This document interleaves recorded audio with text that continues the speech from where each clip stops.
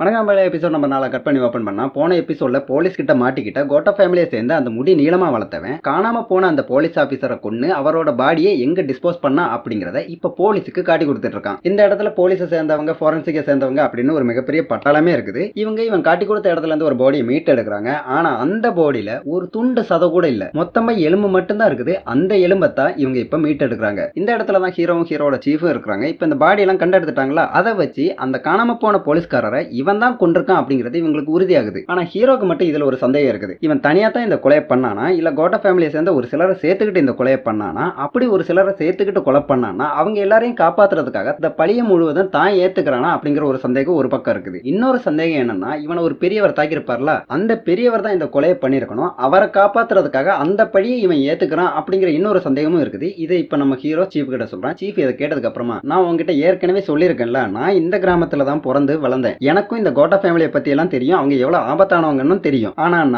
நீ சொல்றியே ஒரு பெரியவர், அந்த மாதிரி ஒரு கேரக்டர் பார்த்ததே இல்ல. ஒருவேளை அந்த கேரக்டர்லாம் உன்னோட இமேஜினேஷனா இருக்குமோ? கோட்டா ஃபேமிலியை சேர்ந்து வேற யாராவது உன்னை தாக்கி நீ அந்த பெரியவரை இமேஜின் பண்ணிக்கிட்டியோ அப்படின்னு இவரு அவரோட சந்தேகத்தை ஹீரோ கிட்ட சொல்லிட்டு இருக்காரு. இப்படி அவங்க அதை பத்தி பேசிட்டு இருக்கிற நேரத்துல தான் கோட்டா ஃபேமிலியை சேர்ந்த தலைவனும் வேற ஒரு சிலரும் இந்த இடத்துக்கு வர்றாங்க. வந்தவங்க நேரம் அந்த பாடியை கண்டெடுத்த அந்த இடத்துக்கு போய் ஃபர்ஸ்ட் எபிசோட்ல அந்த கிளவி செத்து போன இடத்துலயும் அந்த கரடியை கொன்னதுக்கு அப்புறமும் எப்படி உட்கார்ந்து பிரார்த்தனை பண்ணாங்களோ அதே போல இப்ப இந்த பாடி முன்னாடியும் உட்கார்ந்து பிரார்த்தனை பண்றாங்க. இவனை இப்படி பிரார்த்தனை பண்ணவும் அதுல என்ன மிராக்கிள் நடக்குதுன்னு தெரியல. இவ்வளவு நேரம் இந்த காட்டுக்குள்ள கொஞ்சம் இருள் சூழ்ந்த நிலைமையில இருந்துச்சு. இவனுக்கு பிரார்த்தனை பண்ணவும் அந்த இருள் விலகி கொஞ்சம் பிரகாசமா இருக்கு. இதை பாக்குற ஹீரோ ரொம்பவுமே அதிர்ச்சி ஆகிறான். அதிர்ச்சியோடவே இவங்களை பார்த்து, யாரா நீங்க எல்லாம், உங்களை எல்லாம் என்னால சுத்தமா புரிஞ்சிக்கவே முடியலையடா அப்படிங்கிறான். அதுக்கு கோட்டா ஃபேமிலியோட தலைவன், நீ ஏன்டா எங்களை புரிஞ்சுக்கணும்? ஒன்னு சொல்றேன், நீ அதை மட்டும் மைண்ட்ல வச்சுக்கோ. உன் பக்கத்துல நிக்காம பாரு, எங்க ஃபேமிலியை சேர்ந்து ஒரு கொலகாரன். அந்த கொலகாரனை போல ஆட்கள் கிடையாது நாங்கெல்லாம் ரொம்ப நல்லவீங்க அப்படின்னு சொல்லிட்டு அந்த இடத்த விட்டு கிளம்புறான். அப்படியே அந்த சீன் முடியுது. கட் பண்ண அந்த போலீஸ்காரரோட பொண்ணு இருக்காங்களா, அவங்களுக்கு ஹீரோ கால் பண்ணி, இந்த மாதிரி உங்க அப்பாவோட பாடியை நாங்க கண்டெடுத்துட்டோம் அப்படிங்கிற அந்த இன்ஃபர்மேஷனை முதல்ல சொல்றேன். அதுக்கப்புறமா இந்த பொண்ணுக்கு ஒரு பொய்யான நம்பிக்கையை கொடுத்திருப்பான். உங்க அப்பா இப்ப எங்கேயாவது உயிரோட இருக்கலாம், கோட்டா ஃபேமிலியை சேர்ந்தவங்க அவரை பிடிச்சி வச்சிருக்கலாம், நான் அவரை எப்படியாவது காப்பாத்துவேன் அப்படின்னு ஒரு பொய்யான நம்பிக்கையை கொடுத்திருப்பான். அந்த மாதிரி ஒரு பொய்யான நம்பிக்கையை கொடுத்ததுக்கு ஒரு மன்னிப்பும் கேட்கறான். இப்ப இந்த பொண்ணு அவளோட அப்பா இறந்து போயிட்டாரு, அவரோட பாடி எல்லாம் கண்டுபிடிச்சு எடுத்துட்டாங்க அப்படிங்கிற அந்த நியூஸை கேட்டதுக்கு அப்புறமா அப்பாவை நினைச்சு கொஞ்சம் ஃபீல் பண்ணி ஆடலாம் ஆரம்பிக்கிறான். இன்னொரு பக்கம் நம்ம ஹீரோ கிட்ட சீஃப் வந்து,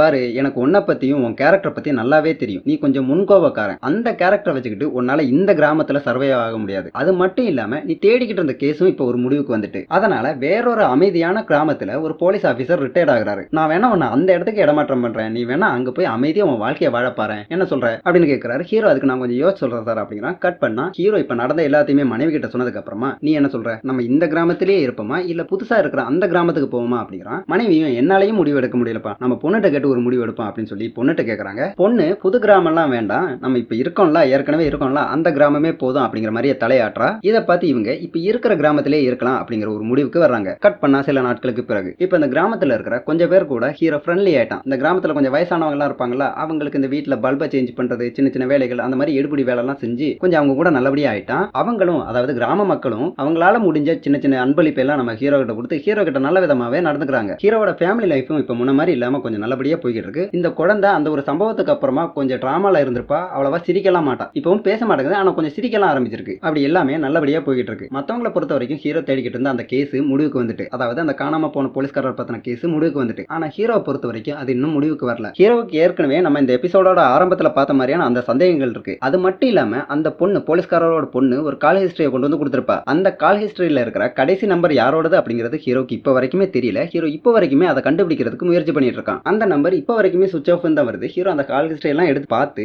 அந்த பொண்ணு சந்தேகப்பட்ட அந்த கடைசி நம்பர் போலவே இன்னொரு நம்பர் இருக்கிறதையும் கண்டுபிடிக்கிறான். கண்டுபிடிச்சதுக்கு அப்புறமா இப்ப அந்த நம்பருக்கு கால் பண்ணி பார்க்கறான். அந்த நம்பர் ரிங் ஆகுது, ஆனா யாருமே கால் எடுக்க மாட்டேங்கிறாங்க. கட் பண்ணா கிராமத்துல இருக்கிற மக்கள் எல்லாருமே சேர்ந்து எதையோ செலிப்ரேட் பண்றதுக்காக ஒன்னா உட்காந்து சிரிச்சு பேசிக்கிட்டே தண்ணி அடிக்கிறாங்க, சாப்பிட்டுட்டு இருக்காங்க. அந்த இடத்துல ஹீரோவோட ஃபேமிலி இருக்கு, கோட்டா ஃபேமிலி இல்ல. ஹீரோவுக்கு அந்த பெரியவரால காயம் பட்டு நதிக்கரையில உயிருக்கு போராடிட்டு இருக்கிற நேரத்துல இந்த கிராமத்துல இருக்கிற ஒரு இளைஞன் தான் காப்பாத்தி ஆஸ்பத்திரியில கொண்டு வந்து சேர்த்திருப்பான். இப்ப ஹீரோவும் ஹீரோவோட மனைவியும் அவங்க கூட உட்காந்து சிரிச்சு பேசி சாப்பிட்டுக்கிட்டு இவன் காப்பாத்தினதுக்கு நன்றி எல்லாம் சொல்லிக்கிட்டே குடிச்சுக்கிட்டே இருக்கிறாங்க. அந்த இடத்துக்கு இந்த கிராம தலைவன் வர்றாரு. அவர் நல்லா குடிச்சிருக்கிறாரு. அந்த குடி போதையிலேயே ஹீரோ கிட்டையும் ஹீரோ மனைவி கிட்டையும், இந்த கிராமத்தை நீங்க நல்லா பாத்தீங்களா, இங்க ஃபுல்லா வயசானவங்களா இருக்காங்க, இவன மாதிரி இளைஞர்கள் சொற்பமானவங்க தான் இருக்காங்க, இவங்களை எல்லாம் நம்ம நல்லா அரவணைச்சு நல்லபடியா பாத்துக்கணும், இவங்களும் நம்மள நல்லபடியா பாத்துக்குவாங்க அப்படிலாம் குடிப்போதையில பேசிட்டு இருக்காரு. ஹீரோ இதை கேட்டுக்கிட்டு ஒண்ணுமே இல்லாம சும்மா நார்மலா பேசலாம் அந்த மாதிரியே, ஆமா நான் கோட்டா ஃபேமிலியை கவனிச்சேன், அங்க வயசானவங்க கம்மியா இருக்கிறாங்க, இளைஞர்கள் அதிகமா இருக்காங்களே அப்படிங்கிறான். இவன் இப்படி பேசினதை கேட்டதுமே இவ்வளவு நேரமும் சிரிச்சு பேசி சந்தோஷமா இருந்த இடம் ஒரு வித அமைதியாகுது. எல்லாரும் அவரோட முகத்திலையும் ஒரு வித பயம், பதட்டம், கலவரம் அப்படி எல்லாம் கலந்து தெரியுது. இந்த ஒரு சூழ்நிலையை புரிஞ்சுக்கிட்ட ஹீரோக்கு பின்னாடி உட்கார்ந்துட்டு இருக்கிறவன், சார் நம்ம இப்ப நல்லபடியா ஜாலியா சந்தோஷமா இருக்கிறோம் சார், இப்படி இருக்கிற நேரத்துல அந்த சனியனங்களோட பேரை எல்லாம் பேசாதீங்க சார் அப்படின்னு இந்த டாபிக்கு ஒரு முற்றுப்புள்ளி வைக்க பாக்குறான். ஆனா இந்த கிராம தலைவன் அவனை ஓவர் கம் பண்ணி, நம்ம ஆபீசருக்கு கோட்டா ஃபேமிலியை பத்தி அவ்வளவா தெரியாது, அதை பத்தி பேசுறதுக்கு இதுதான் சரியான நேரம் சார். நாங்கெல்லாம், அதாவது நானும் இந்த கிராமத்துல இருக்கிற மத்தவங்களை எல்லாம் பாக்குறீங்களா, நாங்கெல்லாம்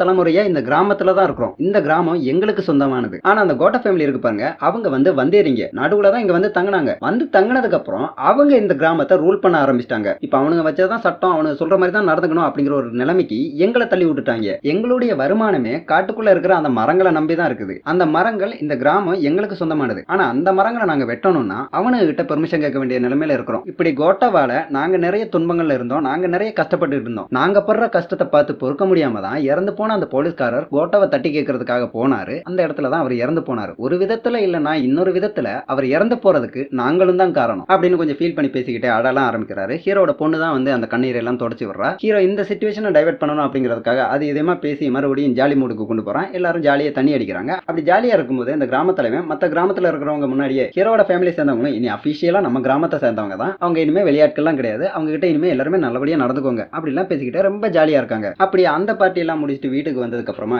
ஹீரோட மனைவியும், இவ்வளவு நாளா என் கூடவே இருந்து எனக்கு சப்போர்ட் பண்ணதுக்கு ரொம்பவுமே நன்றி, நீ இல்லைன்னா என்னால தனியா எதுவுமே பண்ணிருக்க முடியாது அப்படின்னு மாத்தி மாத்தி கொஞ்சம் ஃபீல் பண்ணி பேசிக்கிறாங்க. அப்படி ஃபீல் பண்ணி பேசிக்கிட்டே அந்த பேச்சு ரொமான்டிக் பேச்சா மாறுது. ரொமான்டிக் பேச்சு அடுத்த கட்டத்தை பார்த்து நகருது. ரெண்டு பேருமே கொஞ்சம் சந்தோஷமா இருக்க பாக்குறாங்க. அப்படி ரெண்டு பேருமே சந்தோஷமா இருக்கிற நேரத்துல தான் யாரோ ஜன்னல் வழியா எட்டி பாக்குறத ஹீரோ கவனிக்கிறான். ஹீரோ இதை கவனிச்சதுமே வெளியே வந்து பாக்குறான். வெளியே வந்து பார்த்தா இந்த கோட்டா ஃபேமிலியில குள்ளமா ஒருத்தர் இருப்பார்ல, அவர் அங்கிருந்து வேகமா ஓடி தப்பிச்சு போறாரு. அவர் இங்க வந்து ஜன்னல் வழியா எட்டி பாக்குறது மட்டும் இல்லாம இவன் ஒரு கொலகாரன் அப்படின்னு இவங்க வீட்டு சோகத்துல பெயிண்ட் பண்ணிட்டு வர போயிருக்காரு. ஹீரோ தப்பிச்சு வர அந்த குள்ளமானவரையும் அவர் பெயிண்ட் பண்ணி இருக்கிறதையும் மாறி மாறி பார்த்துட்டு இருக்கிற நேரத்துல தான் கிராம தலைவன் கரெக்டா அந்த இடத்துக்கு வராரு. இங்க வந்து அவர் இந்த பெயிண்டிங் எல்லாம் யார் பண்ணா அப்படிங்கறத ஹீரோ கிட்ட கேட்டு தெரிஞ்சுக்கிறாரு. ஹீரோட மனைவியும் இந்த பெயிண்டிங்கை பார்த்துட்டாங்க. இந்த பெயிண்டிங்கை பார்த்ததுமே முதல்ல இதை அழிக்கிற வேலைக்கு அவங்க ஈடுபடுறாங்க. அந்த வேலைக்கு இந்த ஊர் தலைவர், கிராம தலைவர் ஹீரோட மனைவிக்கு ஹெல்ப் பண்ண ஆரம்பிக்கிறாரு. ஹீரோ கோட்டா ஃபேமிலி எல்லாம் ஒரு ஃபேக்டரியில இருப்பாங்களா, அந்த ஃபேக்டரிக்கு இப்ப வர்றான். இங்க வந்து இந்த குள்ளமானவரை போட்டு பொழந்து எடுக்கலாம்னு ஹீரோ பார்க்கும்போது தான் அவரை ஏற்கனவே யாரோ பொழந்து கட்டியிருக்காங்க அப்படிங்கறத ஹீரோ தெரிஞ்சுக்கிறான். இவரை பொழந்து கட்டினது வேற யாருமே இல்ல, கோட்டா ஃபேமிலியோட தலைவன் தான் பொழந்து கட்டியிருக்கான். இவரு அங்க வச்சு ஹீரோட வீட்டுல வச்சு என்னத்தை பார்த்தாரோ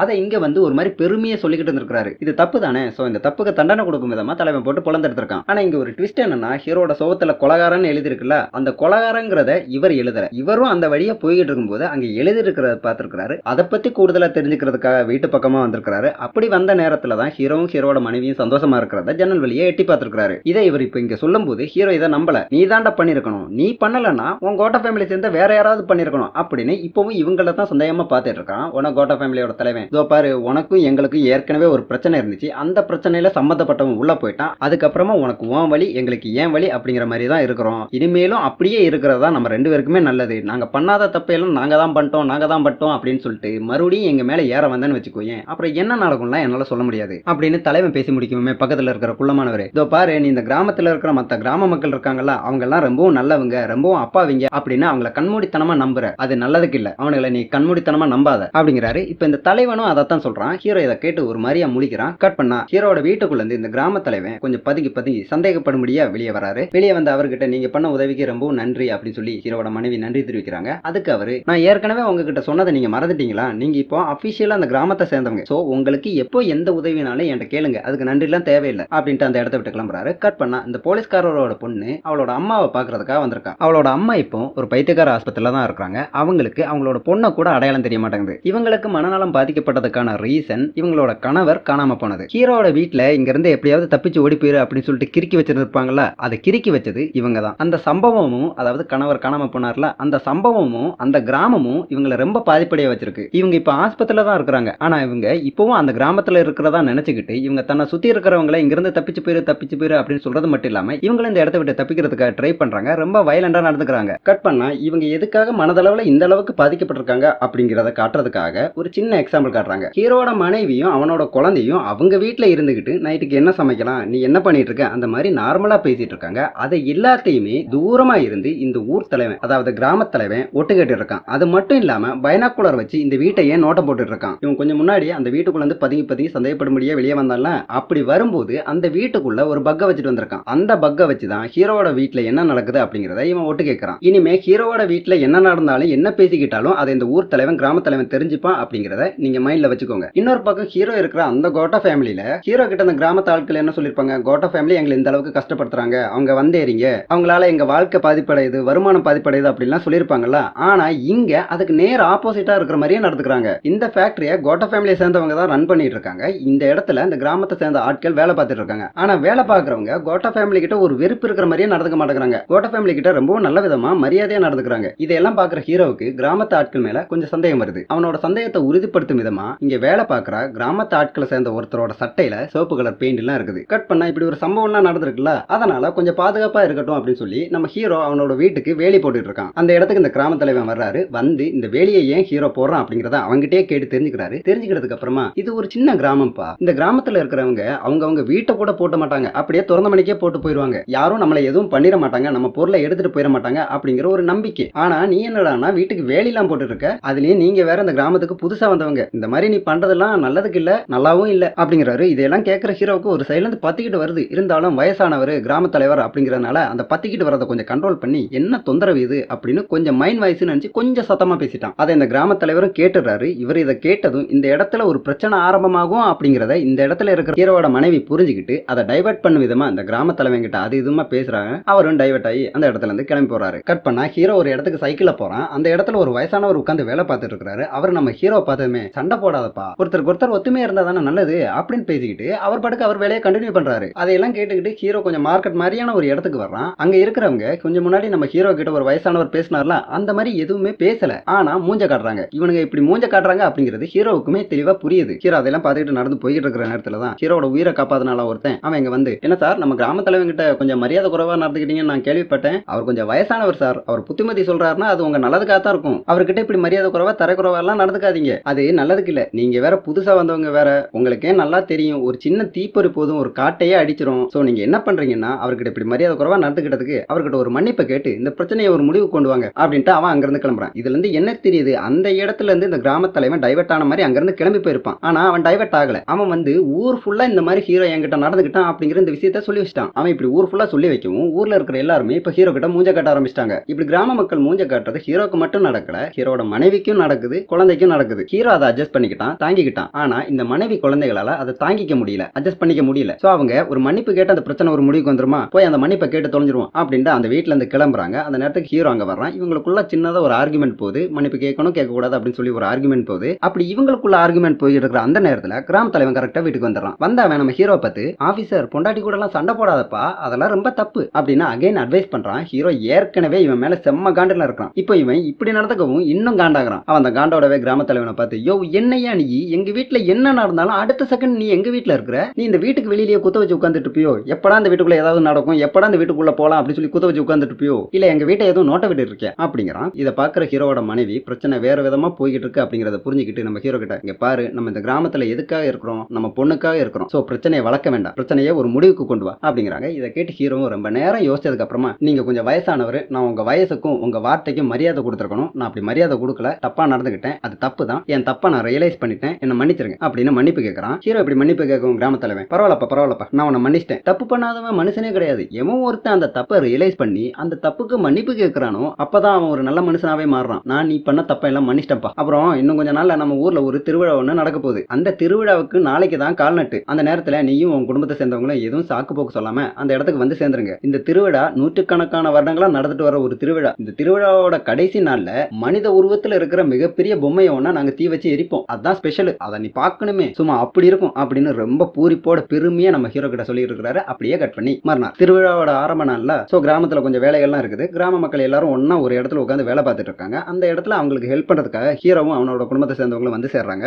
வந்து சேர்ந்தது இவங்க ஒரு விஷயத்தை தெரிஞ்சுக்கிறாங்க. நேத்து நைட்டு ஹீரோவோட மனைவியும் ஹீரோவும் ஆர்கியூ பண்ணிருப்பாங்க, அதாவது சின்னதா ஒரு சண்டை போல போயிருக்கும். அது இப்ப கிராமத்துல இருக்கிற எல்லாருக்கும் தெரிஞ்சு போச்சு. அது மட்டும் இல்லாம ஹீரோ கிராமத்துல கிட்ட மன்னிப்பு கேட்டிருப்பான்ல, அதுவும் தெரிஞ்சு போச்சு. இது தெரியவும் ஆளு மாத்தி ஆளு இப்ப அதை பத்தி பேசிக்கிறாங்க, ஹீரோவை கிண்டல் பண்ற மாதிரி பேசிக்கிறாங்க. ஹீரோக்கு இதெல்லாம் கேட்க கேட்க பார்க்க கடுப்பாகுது. இருந்தாலும் பிள்ளைக்காக அட்ஜஸ்ட் பண்ணிக்கிறான். அப்படி அட்ஜஸ்ட் பண்ணிக்கிட்டு அங்க இருக்கிற நேரத்துல தான் ஹீரோ அந்த கால் ஹிஸ்டரியை பார்த்து ஒரு நம்பருக்கு கால் பண்ணிருப்பான். அந்த காலை கூட அட்டன் பண்ணிருக்க மாட்டாங்க. அந்த நம்பர்ல இருந்து ஹீரோக்கு இப்ப திரும்ப கால் வருது. ஹீரோ இதை பார்த்து கொஞ்சம் தனியா வந்து அந்த கால் அட்டன் பண்ணி பேசுறான். அந்த பக்கத்துல இருந்து பேசுறவன், நீ யாரு, உனக்கு இந்த நம்பர் எங்க இருந்து கிடைச்சிச்சு அப்படிங்கறத ஹீரோ கிட்ட கேட்கறான். ஹீரோவும் அது எல்லாத்தையுமே டீடைலா சொல்றான். அந்த பக்கத்துல இருந்து பேசுறவன் இது எல்லாத்தையுமே கேட்டதுக்கு அப்புறமா, நம்ம இதை பத்தி போன்ல பேசிக்க வேண்டாம், நேர்ல பார்த்து பேசிப்போம், நாளைக்கு நான் சொல்ற லொகேஷனுக்கு வந்து சேரு அப்படின்னு சொல்லிக்கிட்டு காலை கட் பண்ணிட்டு ஹீரோக்கு ஒரு லொகேஷன் அனுப்பி விடுறான். கட் பண்ணா மறுநாள் ஹீரோ அவன் சொன்ன லொகேஷனுக்கு வந்து சேர்றான். என்னதான் ஆனாலும் அவன் ஒரு ஸ்ட்ரேஞ்சர். அவன் யாரு, எப்படிப்பட்டவன், எந்த மாதிரி நடந்துப்பான் அப்படிங்கறதெல்லாம் ஹீரோக்கு தெரியாது. அதனால ஹீரோ உள்ள போறதுக்கு முன்னாடி சேஃப்டிக்காக அவனோட கண்ணையும் கையில எடுத்துக்கிறான். இது ஒரு பாழடைஞ்ச பில்டிங் மாதிரி இருக்குது. இந்த பில்டிங்குள்ள ஹீரோ அங்கே இங்கேயுமா நடந்து கடைசியே இப்போ ஒரு இடத்துக்கு வந்து நிக்கிறான். இந்த இடத்துல ஒரு கண்ணாடி ரூம் இருக்குது. அந்த கண்ணாடி ரூமுக்கு அந்த பக்கத்துல ஹீரோ இந்த இடத்துக்கு வர சொன்னான்ல, அவன் இருக்கிறான். கண்ணாடி ரூமுக்கு அந்த பக்கத்துல இருக்கிறவன் நம்ம ஹீரோவை பார்த்து, நீ யாருன்னு எனக்கு தெரியாது, நான் யாருன்னு உனக்கு தெரியாது, என்ன பத்தி உனக்கு தெரியாத காரணத்தினால நீ ஒரு போலீஸ்காரன் அப்படிங்கறனாலையும் உன்னோட சேஃப்டிக்கு நீ எதையாவது ஒண்ணு கொண்டு வந்திருப்ப. அதே போல என்னோட சேஃப்டியை நான் பார்க்க வேண்டாமா? அதனால நான் இந்த கண்ணாடிக்கு இந்த பக்கமாவே இருக்கேன், நீ அந்த பக்கமாவே இரு, நம்ம பேச வேண்டியதை மட்டும் பேசிப்போம். எனக்கு நான் உன் முன்னாடி வந்து உன்கிட்ட இதையெல்லாம் சொல்லணும் அப்படின்னு எந்த ஒரு கட்டாயமும் இல்ல. அந்த இறந்து போன போலீஸ்காரர் இருக்கார்ல,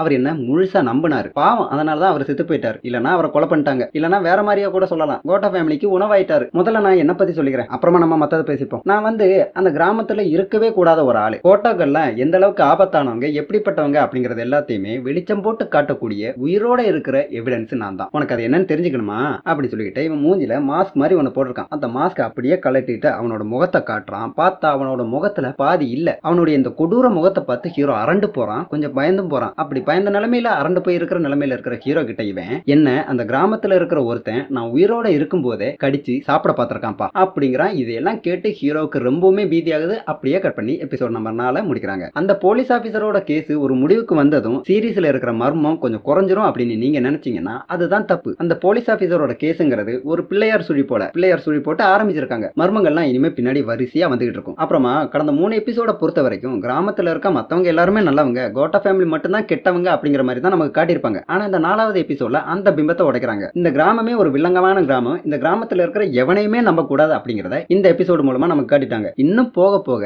நாங்க யாரதாண்டா நம்புறது அப்படிங்கிற ஒரு மைண்ட் செட்டுக்கு நம்ம வந்துருவோம். சோ பொறுத்திருந்து வர எபிசோட மிஸ் பண்ணிராம பாத்துருங்க. அவ்வளவுதான், முடிச்சுப்போம். நீங்க நம்ம சேனல் புதுசா இருந்தா மறக்காம சப்ஸ்கிரைப் பண்ணி ஆள போட்டு வச்சுக்கோங்க. அப்பதான் நான் போற ஒவ்வொரு வீடியோ நீங்க மிஸ் பண்ணாம பார்க்க முடியும். வீடியோ பார்த்து பிடிச்சிருந்துச்சுன்னா வீடியோ லைக் பண்ணுங்க, கமெண்ட் பண்ணுங்க, ஷேர் பண்ணுங்க. மறுபடியும் எபிசோட் நம்பர் 5 வந்து நான் உங்களை மீண்டும் சந்திக்கிறேன். அது வரைக்கும் நன்றி, வணக்கம்.